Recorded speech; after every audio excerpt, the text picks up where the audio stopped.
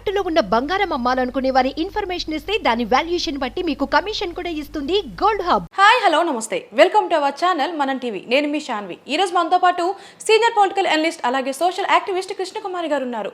ఆవిడతో మాట్లాడి ప్రస్తుత రాజకీయాల గురించి తెలుసుకుందాం. హాయ్ మ్యామ్, నమస్తే. ఎలా ఉన్నారు మ్యామ్? మ్యామ్, ఇప్పుడు చూసుకుంటే ఎలక్షన్స్ దగ్గర పడుతున్నాయి ఏపీలో. మరి ఈ సిచ్యువేషన్లో ఏంటి అంటే ఒక్కొక్కరు ఒక్కొక్క సభలు పెడుతున్నారు. మన జగన్మోహన్ రెడ్డి గారు సిద్ధం అంటుంటే పవన్ కళ్యాణ్ గారు యుద్ధం అంటున్నారు.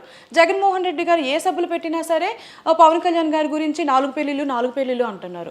మరి ఈ రోజు పవన్ కళ్యాణ్ గారు ఏంటి అంటే అవును నా 4వ పెళ్ళని నువ్వే రా అంటున్నారు. అసలు ఏం జరుగుతుంది?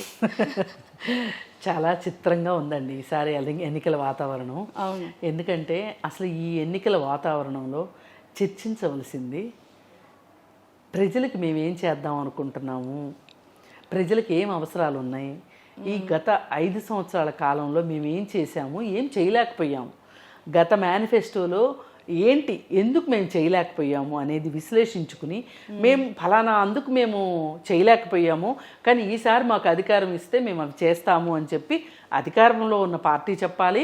అలాగే ప్రతిపక్షంలో ఉన్నవాళ్ళు అధికార పక్షం ఏమేమి చెయ్యలేదు, అవి ఆ ప్రజలకు అత్యంత అవసరమైనవి, అవి మేము చేస్తాము మేము అధికారంలోకి వచ్చేటప్పుడు అని చెప్పవలసిన బాధ్యత ప్రతిపక్షానికి ఉన్న నేపథ్యంలో అలా చెప్పకుండా వీళ్ళు ఒకరిని ఒకరు దుమ్మెత్తి పోసుకునేటట్లు ప్రజలని వీళ్ళు ఏం పని చేస్తారు అనేది పక్కన పెట్టి వీళ్ళు ఎంత బాగా తిట్టుకుంటున్నారు, ఎవరిని బాగా తిట్టుకున్నారు, ఎవరు బాగా కౌంటర్ వేశారు, ఎవరి గురించి ఎవరు సోషల్ మీడియాలో అబద్ధాలు గుమ్మరిస్తున్నారు ప్రజల నెత్తిన అనేవి కనిపిస్తున్నాయి తప్పితే అసలు ప్రజల అవసరాలు, ఆకాంక్షలు, వాళ్ళ కోరికలు, వాళ్ళ అవసరాలు అవేమీ అసలు వీళ్ళ ఎజెండాగా లేవు. అవును, వీళ్ళ ఎజెండా ఎంతసేపు ఏముందంటే ఎదురు పార్టీని నేను ఎంత దుమ్మెత్తిపోసి నా గొంతుకుని ఎక్కువ వినిపించి నేనే బలవంతుణ్ణి అని అనిపించుకుని ప్రజలతో ఓటేయించుకుందాము అని ఈ 2 పార్టీలు ఒకళ్ళని మించి ఒకళ్ళు సుందోపుసుందుల్లాగా వీళ్ళు చేస్తున్న మాట వాస్తవం. అయితే దీనిలో ఇంకొంచెం ముందుకెళ్ళి జగన్మోహన్ రెడ్డి కావచ్చు, జగన్మోహన్ రెడ్డి సోషల్ మీడియా కావచ్చు, లేనిపోని మాటలు అంటే ఇప్పుడు వీళ్ళు ఒక కౌంటర్ వేస్తున్నారు, వాళ్ళు దానికి ప్రతి కౌంటర్ వేస్తున్నారు. అంటే మొదలెడుతుంది మట్టుకు అధికార పార్టీ అని మనకు అనిపిస్తుంది, అధికార పార్టీ అనిపిస్తుంది. ఎందుకంటే ఈ అధికార పార్టీ ఏం చేసింది, ఎన్నాళ్ళు ఎంత పని చేశాము అనేది పక్కన పెట్టి ప్రతిపక్షం నుంచి వచ్చే రాబోయే ప్రశ్నకి వీళ్ళు ముందే సమాధానం చెప్తున్నట్లు, లేదు అనుకుంటే ప్రతిపక్షాన్ని నోరు మూయించే విధంగా మాట్లాడటము వీళ్ళు ఒక ఎత్తుగడగా ఎంచుకున్నారు Jaganmohan Reddy and co party వాళ్ళు. దానికి ఆ ఎత్తుగడకి వాళ్ళు ఎంచుకున్న సాధనాలు ఏంటి అంటే ఏదంటే అది మాట్లాడటం, బూతులు మాట్లాడటం, రెండో వాళ్ళని కించపరిచేలాగా మాట్లాడటము, అసలు ఇవన్నీ మాట్లాడటానికి ఒక బ్యాచ్ని రెడీ చేసి వాళ్ళకి ఫుల్ ట్రైనింగ్ ఇచ్చేసేసి ఆ ట్రైనింగ్ ప్రకారం వాళ్ళు మాట్లాడేటట్లు చేస్తున్నారు. దానికి మళ్ళీ ఇంకొంచెం యాడెడ్ ఫీచర్ లాగా సోషల్ మీడియాని కూడా వాడుకుంటున్నారు. ఈ సోషల్ మీడియాలో వీళ్ళు ఎలా వాడుకుంటున్నారు అంటే పచ్చి అబద్ధాలని ప్రచారం చేయడం. ఇప్పుడు ఎవరో ఒక పెళ్ళి జరుగుతున్న జంటని, ఇది చాలా రీసెంట్గా వచ్చిన వీడియో, ఆ ఇద్దరిలో అమ్మాయి పవన్ కళ్యాణ్ 4వ భార్య, ఈ పెళ్లి చేసుకుంటుంది పవన్ కళ్యాణ్, కానీ పవన్ కళ్యాణ్ మొహం ఎక్కడా కనిపించట్లేదు, మెళ్ళో దండ మాత్రం కనిపిస్తుంది. ఇతను పవన్ కళ్యాణ్, ఆమె పవన్ కళ్యాణ్ 4వ భార్య అని చెప్పి సోషల్ మీడియాలో విస్తృతంగా ప్రచారం చేస్తున్నారు. కానీ ఇదంతా ఎందుకు పవన్ కళ్యాణ్ మీద ఇంత ఇదిగా వీళ్ళు ఎందుకు దుమ్మెత్తి పోస్తున్నారు, ఇంత అకారణంగా ఎందుకు చేస్తున్నారు అంటే దానికి ఒకటే కారణం. ఏంటి అంటే ఇప్పుడు 2014 ఎన్నికల్లో చంద్రబాబు నాయుడికి పవన్ కళ్యాణ్ సహకరించాడు కాబట్టే చంద్రబాబు నాయుడు గెలిచాడు. 2019 ఎన్నికల్లో పవన్ కళ్యాణ్ విడిగా పోటీ చేసినప్పుడు చంద్రబాబు నాయుడు ఓడిపోయాడు. ఇప్పుడు ఈ 2024 ఎన్నికల్లో పవన్ కళ్యాణ్ మొదటి రోజు నుంచి ఏమంటున్నాడు అంటే నేను ప్రభుత్వ వ్యతిరేక ఓటుని చీలనివ్వను, అందుకోసం నేను ఏ త్యాగం చేయడానికైనా నేను సిద్ధం అని తన కార్యకర్తలకు కూడా మనకి తక్కువ సీట్లా ఎక్కువ సీట్లా అనేది వేరే విషయం, మనం మట్టుకు ప్రభుత్వ వ్యతిరేక ఓటుని చేల్చొద్దు, ఈ ప్రభుత్వాన్ని గద్దె దించాల్సిందే అని పవన్ కళ్యాణ్ కంకణం కట్టుకున్నాడు. అంటే ఏమవుతుంది అప్పుడు, పవన్ కళ్యాణ్ చంద్రబాబు నాయుడు కలిస్తే గనక జగన్మోహన్ రెడ్డి ఖచ్చితంగా ఓడిపోతాడు.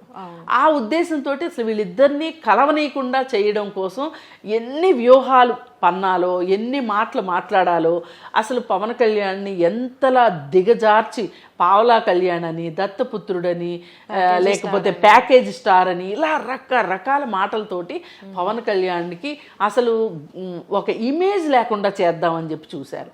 అతని ఇమేజ్ని డ్యామేజ్ చేసే విధంగా మాట్లాడారు. ఎన్ని చేసినప్పటికీ, ఏం జరిగినప్పటికీ కూడా పవన్ కళ్యాణ్ జంకకుండా, బెనక్కుండా, తొణక్కుండా తెలుగుదేశంతో సీట్ల సర్దుబాటుకే సిద్ధమయ్యాడు. ఇప్పుడు అక్కడ వాళ్ళ ఆకాంక్షలు ఎలా ఉన్నాయి అంటే, జనసేన పార్టీ ఆకాంక్షలు మాకు ఇంకొన్ని సీట్లు ఇవ్వచ్చు కదా అని సహజం ఇది. కానీ ఎక్కువ సీట్లు వాళ్ళకి ఇచ్చారు అనుకోండి, అసలు మరి ఏది ఏమైనప్పటికీ ఎక్కువ ఓటింగ్ ఉన్నది తెలుగుదేశానికి, ఓటింగ్ శాతం ఉంది తెలుగుదేశానికి. కార్యకర్తలు ఉన్నారు, బూత్ లెవెల్ లీడర్లు ఉన్నారు, ప్రతి గ్రామంలోనూ కార్యకర్తలు ఉన్నారు.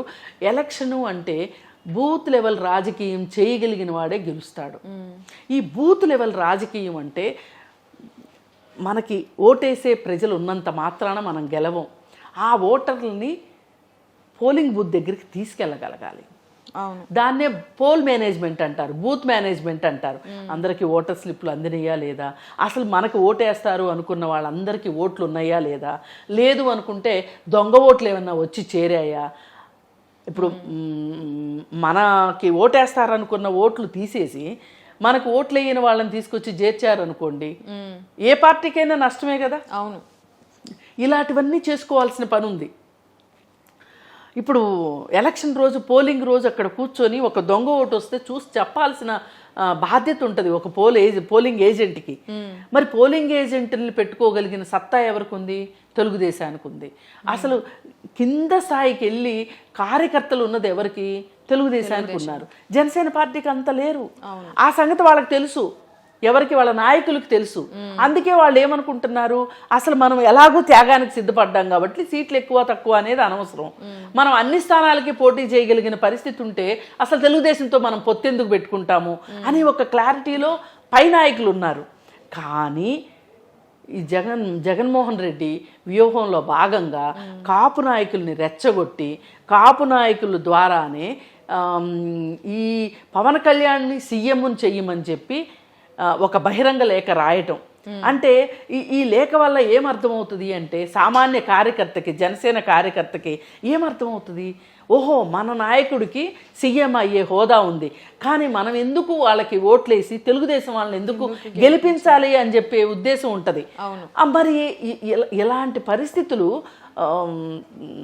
జరగడానికి, అంటే ఇలాంటి పరిస్థితుల్లోకి రాజకీయాన్ని నెట్టేస్తుంది ఎవరు అంటే తెలివిగా జగన్మోహన్ రెడ్డి వాళ్ళే చేస్తున్నారు ఇదంతా. అందుకోసం ఇవన్నీ చేశారు, అన్నీ అయిపోయినాయి. అన్ని అస్త్రాలు అయిపోయినప్పటికీ కూడా వాళ్ళు ఏమైతే చేద్దామనుకున్నారో, ఆ ఇద్దరి పొత్తుని విడగొట్టాలని ఏదైతే అనుకున్నారో, ఆ అనుకున్న లక్ష్యం నెరవేరకపోయేసరికి వాళ్ళకి ఇప్పుడు అసలు ఏం చేయాలో అర్థం, మైండ్ బ్లాంక్ అయిపోయింది. ఆ బ్లాంక్ అయిన పరిస్థితిలో ఇంకేం మాట్లాడాలో తెలియక ఇక జగన్మోహన్ రెడ్డి ఎక్కడి దాకా వెళ్ళాడు అంటే పవన్ కళ్యాణ్ వ్యక్తిత్వాన్ని కించపరిచేలాగా మళ్ళీ మొదలుకొచ్చాడు. రౌండ్ ది స్క్వేర్ అయిపోయింది అనమాట. మళ్ళీ రౌండ్ మధ్యలో ఆపేశాడు. ఆపేసిన వాడు మళ్ళీ మొదలెట్టి పవన్ కళ్యాణ్కి నాలుగో పెళ్ళి అని మొదలెట్టాడు. ఇంకా పవన్ కళ్యాణ్కి అసలు దీన్ని ఎట్లా దెబ్బ కొట్టాలి, ఈ వ్యాఖ్యని ఎట్లా దీనికి సమాధానం చెప్పాలి అని ఆలోచించి, అవును బాబు నాకు నాలుగో పెళ్ళే, నా నాలుగో పెళ్ళానివి నువ్వే, మరి కాపురానికి రా అని అడుగుతున్నాడు. అంటే ఇది గతి లేని పరిస్థితి, విధి లేని పరిస్థితి కల్పించారు పవన్ కళ్యాణ్కి ఈ మాట అనటానికి. మరి ఎవరిదో పెళ్లి కొడుకు పెళ్లి కూతురు ఫోటో మొహం కనిపించకుండా చెయ్యి అడ్డం వచ్చేలాగా ఫోటో తీసి ఆ ఫోటోని పెట్టి పవన్ కళ్యాణ్ 4వ పెళ్ళి అని మాట్లాడటం అనేది అసలు వాళ్ళ సంస్కారానికి అద్దం పడుతుంది. పవన్ కళ్యాణ్ ఇప్పటికి ఎన్నో మాటలు అన్నారు. అసలు శ్రీరెడ్డి చేత ఎన్ని తిట్టించారు, అలాగే పంచప్రభాకర్ అని వాడు ఎవడో అమెరికాలో ఉంటాడు, వాడి చేత ఎన్ని మాట్లాడిచ్చారు. ఎన్ని మాట్లాడించినా సరే పవన్ కళ్యాణ్ చెలించకుండా తను తీసుకున్న నిర్ణయానికి లోబడి అతను స్థిరంగా నిలబడ్డాడు. పవన్ కళ్యాణ్ దగ్గర నుంచి ఇంత స్థిరత్వాన్ని వాళ్ళు ఊహించక ఇప్పుడు ఏం చేయాలో తోచక ఈ పరిస్థితికి దిగారు. ఏది ఏమైనప్పటికీ ఇంత నీచ స్థాయిలో ఎత్తుగడలు ఉండడం మట్టుకు రాజకీయాలకు అంత మంచిది కాదు. అసలు రాజకీయాలంటేనే రోత బుట్టేటట్లు, గౌరవం లేకుండా అయిపోయేటట్లు, మరి మన తలరాతని మార్చేదే ఈ రాజకీయం. కానీ ఈ రాజకీయానికి దూరంగా ప్రజలు జరిగి వెళ్ళిపోతున్నారు అంటే అసలు రాజకీయాలు ఏ స్థాయిలో ఉన్నాయి చెప్పండి. ప్రతి ఒక్కళ్ళకి ఈరోజు ఓటు ఉంది. ప్రతి ఒక్కళ్ళకి రాజకీయాలు మన జీవితాలని మారుస్తుందే రాజకీయాలు. అసలు రాజకీయం లేకుండా ఏదీ లేదు. ధరలు పెరుగుతున్నాయి, ఉద్యోగాలు రావట్లేదు, పరిశ్రమలు రావట్లేదు, ప్రజల కోసం ఏమీ చెయ్యట్లేదు, ముక్కులు పిండి ట్యాక్స్లు వసూలు చేస్తున్నారు. అలాగే కొంతమందికి కార్పొరేట్ ట్యాక్స్లు రాయితీ ఇస్తున్నారు, బ్యాంకు లోన్లు రద్దు చేస్తున్నారు డబ్బులు ఉన్న వాళ్ళకి. ఇవన్నీ జరుగుతున్నాయి. ఈ మొత్తం వెనక రాజకీయమే ఉంది, వేరే ఏమీ లేదు, మొత్తం రాజకీయమే. మరి ఇంత ప్రాధాన్యత ఉన్న రాజకీయాన్ని ఇష్టపడేలాగా ఈ రాజకీయ నాయకులు ఉంచట్లేదు. దాన్ని రాజకీయాలంటే గౌరవం లేకుండా అసలు దానికి పరువు మర్యాదలు తీసిపారేసేసిన ఈ పరిస్థితుల్లో, విధి లేని పరిస్థితుల్లో పవన్ కళ్యాణ్ ఈ స్టేట్మెంట్ ఇవ్వడం చూస్తే ఒక రకంగా బాధ వేస్తుంది, ఒక రకంగా నవ్వు వస్తుంది, రకరకాల భావాలు. అసలు బాధగా ఉంది. ఇలాంటి పరిస్థితి మట్టు కరెక్ట్ కాదు. మీరు గెలవాలి అనుకుంటే ప్రజలకు మంచి చేసి మీరు ఓట్లు వేయించుకోండి. ఇప్పుడు మీరు జగన్మోహన్ రెడ్డికి ఒక మంచి అవకాశం వచ్చింది. గత 5 ఏళ్లగా మంచి పరిపాలన అందించవచ్చు. పైగా అదేమి బొటాబొటీ ప్రభుత్వం కాదు. 151 సీట్లతోటి అప్రతిహత విజయం నీకు అందిస్తే నువ్వు ప్రజలకు ఏం చేసావు? ఏమి చేయలేక ఈరోజు గెలవలేని పరిస్థితుల్లో నువ్వు ఈ విధమైన వ్యాఖ్యానాలు చేస్తున్నావు. Yeah ma'am, thank you ma'am. Thank you.